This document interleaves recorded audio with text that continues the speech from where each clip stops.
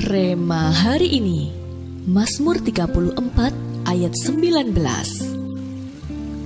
Tuhan itu dekat kepada orang-orang yang patah hati, dan Ia menyelamatkan orang-orang yang remuk jiwanya.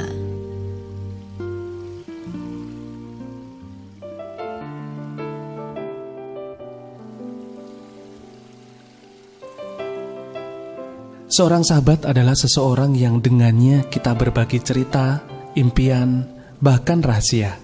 Ria pun memiliki seorang sahabat yang sangat ia percayai.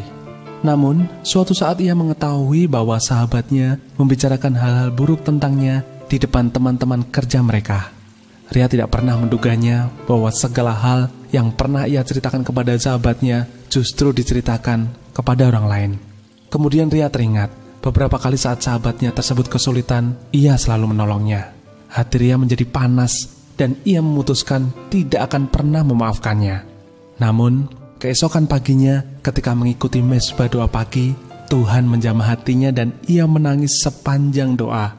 Sejak saat itu, hatinya dipulihkan. Bahkan ketika ia bertemu dengan sahabatnya, Ria tetap dapat tersenyum dan menyapa dengan hati yang damai. Sakit hati bisa dialami siapa saja, termasuk orang benar. Sekalipun kita sudah berusaha hidup benar, melakukan hal positif bagi banyak orang, berusaha selalu melakukan kebenaran firman Tuhan, tetap saja ada kemungkinan orang lain melakukan sesuatu yang menyakiti hati kita. Daud adalah salah satu orang yang disebut Tuhan sebagai orang benar, dipuji sebagai orang yang berkenan di matanya. Namun, ia juga berulang-ulang mengalami sakit hati.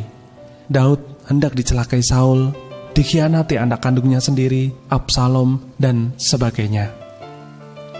Hati yang terluka lebih sulit disembuhkan dibandingkan dengan tubuh yang terluka. Bahkan kebanyakan orang tidak menyadari bahwa dirinya mengalami luka dalam hatinya. Seringkali kita merasa sendiri, terpuruk, dan larut dalam hati yang pahit.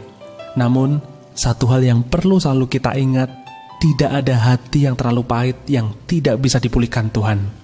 Dia sanggup memulihkan hati yang terluka. Jika saat ini sebagian dari kita merasa bahwa tidak ada yang bisa memahami hati kita yang sedang hancur, percayalah bahwa Tuhan sanggup memulihkan hati kita. Berserah dan mendekat pada Sang Penyembuh segalanya, maka Dia yang akan memberikan kesembuhan total dan mengubah hati yang pahit menjadi hati yang penuh kasih. Bagaimana kondisi hati Anda saat ini?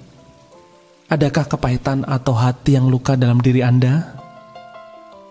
Hal apa yang Anda rasakan atau alami ketika hati Anda dalam kondisi yang pahit dan terluka?